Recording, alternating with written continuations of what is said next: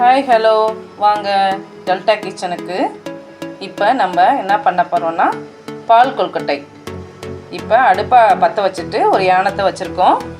யானத்தில் எதுவுமே இல்லை, காஞ்சிருச்சு. இப்போ தேங்காய் எண்ணெய் ஊற்ற போகிறோம். 2 ஸ்பூன். இப்போ 2 மணி நேரம் அரிசியை, புழுங்க அரிசியை, இட்லி அரிசி இருக்குல்ல, அதை ஊற வச்சுருக்கோம். ஊற வச்சு உப்பு போட்டு அரைச்சிருக்கோம். 99% அளவுக்கு அரைச்சிருக்கோம். அரைச்சி அந்த எண்ணெய் கொஞ்சம் காஞ்சதுக்கப்புறம் அந்த மாவை ஊற்றுறோம்.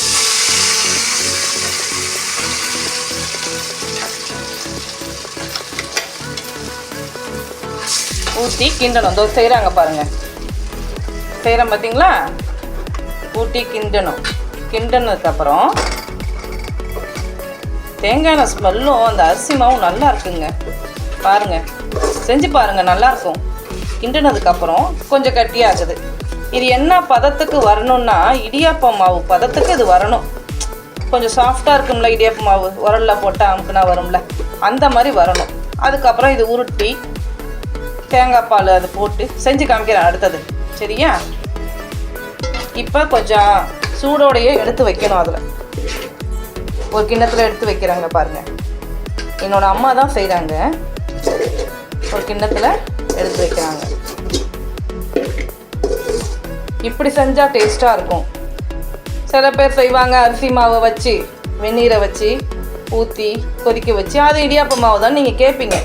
அது வேறு டேஸ்ட்டாக இருக்கும், அந்தளவுக்கு பொச பொசன்னு வராது. ஆனால் இது நல்லா பொச பொசன்னு வரும். சூடாக இருக்குது பாருங்கள். எங்கள் அம்மாவுக்கு இங்கே பாருங்கள், கை சூடாக இருக்கா, அந்த மாதிரி இருக்கணும். இதை பாருங்கள் எப்படி இருக்குது பாருங்கள் பதம். பதம் பார்த்தீங்களா? அமுக்குன்னா டக்குன்னு போதும். இந்த உருட்டுறாங்க பாருங்கள், இந்த மாதிரி பதம் இருக்கணும். பொச பொசன்னு இருக்கணும். நான் உருட்டிட்டு காமிக்கிறேன், சரியா?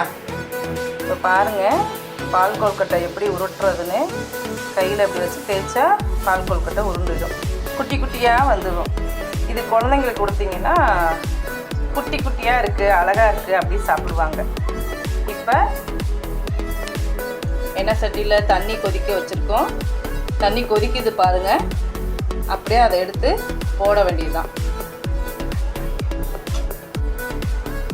போட வேண்டியதுதான் பாதி பாதியாக, கொஞ்சம் கொஞ்சமாக போட்டால். கொதிக்கிற தண்ணியில் தான் போடணும், கொஞ்சம் கொஞ்சமாக போடணும். அது வெந்துருச்சுன்னா மேலே வந்துடும். அந்த பால் போட்டோம்ல குட்டி குட்டியாக, அது அரிசி மாவு தானே, அது மேலே வரும். பாருங்கள் நீங்களே.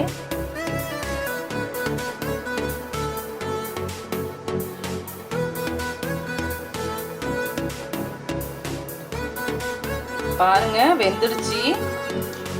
10 நிமிஷம் கொதிக்கிற தண்ணியில் போட்டால் போதும், வெந்துடும். அடுத்த பாதியை இன்னும் கொஞ்சம் நேரத்தில் போட்டால் போதும். இது கொஞ்சம் வெந்ததுக்கப்புறம் அடுத்த பாதியை போடுவோம்.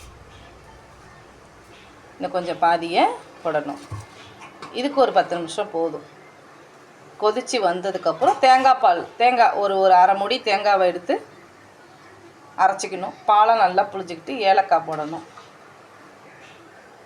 இந்த பாருங்கள் பால் கொழுக்கட்டை எப்படி வெந்திருக்குன்னு பாருங்கள். நல்லா வெந்திருக்கு. அடுத்தது எந்த டம்ளரில் அரிசி எடுத்தனோ அதே டம்ளரில் வெல்லம் இப்போ கொட்டுறேன். பாகு மாதிரி வரணும். கரைன்னு சொல்லுவாங்கள்ல, அதுமாரி கரையணும். கட்டி இல்லாமல் கரைஞ்சி வரணும். இறக்க போகிற நேரத்தில் தேங்காய் பால், ஏலக்காய் தட்டி போடணும். விருப்பப்பட்டால் நெய், நெய்யில் முந்திரி வறுத்து போடலாம். நெய் ஊற்றுங்க, அப்போ தான் நல்லா வாசமாக இருக்கும். ஒரு 2 ஸ்பூன் நெய் ஊற்றுங்க. இப்போ பாருங்கள் கொதிக்குது பார்த்தீங்களா? இது கட்டிலாம் கரைஞ்சி தண்ணி பதத்துக்கு வரணும். கொஞ்சம் கட்டிலாம் இருக்குல்ல, அதெல்லாம் கரையணும். நாங்கள் ஏலக்காவை தேங்காய் பால்லே அரைச்சிக்கிட்டோம். கொஞ்சம் வாசமாக இருக்கும், நல்லாயிருக்கும் அப்படின்னு. நீங்களும் விருப்பப்பட்டால் அதில் அரைச்சிக்குங்க. அப்படி இல்லையா நசுக்கி போட்டால் தான் எனக்கு பிடிக்கும் அப்படின்னா நசுக்கி போட்டுக்குங்க. இந்த பாருங்கள் நல்லா இருக்கா? வந்துருச்சு பாருங்கள், கலர்ஃபுல்லாக இருக்குது பாருங்கள், நல்லா மணமாக இருக்குங்க. அடுத்து தேங்காய் பால் நாங்கள் ஊற்ற போகிறோம். ஊற்றி கொதிக்க விடக்கூடாது. சூடோடு அப்படியே அதுவாகவே வெந்துடும். அவ்வளோதான். அடுத்தது தேங்காய் பால் ஊற்றுறோம். கொதிக்க விடக்கூடாது. கிண்டி அப்படியே ஒரு நெய்யை ஊற்றுனா இன்னும் மணமாக இருக்கும். நெய்யை ஊற்றி இறக்கி வைக்கணும். இதோ பாருங்கள், நல்லாயிருக்கா? இது அப்படியே அந்த அரிசி இருக்குல்ல, அந்த கொழுக்கட்டை பிடிச்சோம்ல குட்டி குட்டியாக, அது அப்படியே கொஞ்சம் தண்ணியை இழுத்துருங்க. சூடு ஆற ஆற நல்லாயிருக்கும். பாருங்கள், நெய் ஊற்றுறோம் பாருங்கள். 1 ஸ்பூன் தேவைக்கேற்ப. எங்களுக்கு 1 ஸ்பூன் போதாது, 2 ஸ்பூன் இல்லை 3 ஸ்பூன்னாலும் அது உங்களோட விருப்பம். எங்களுக்கு 2 ஸ்பூன் போதும் அப்படின்னு நாங்கள் விட்டுட்டோம். அவ்வளோதான். இதை கிண்டி மூடி வச்சுக்கிட்டிங்கன்னா நல்லா வாசமாக இருக்கும். அந்த அரிசி பால் கொழுக்கட்டையும் அந்த தண்ணியெல்லாம் இழுத்துடும். தேங்காய் பால்லாம் இழுத்து அது வச்சுக்கிட்டு கொஞ்சம் கட்டியாக கொடுக்கும் நமக்கு ஆறுனதுக்கப்புறம். ஓகே, லைக் பண்ணுங்கள், ஷேர் பண்ணுங்கள், சப்ஸ்கிரைப் பண்ணுங்கள். ஊற்றி காமிக்கிறேன் இருங்க.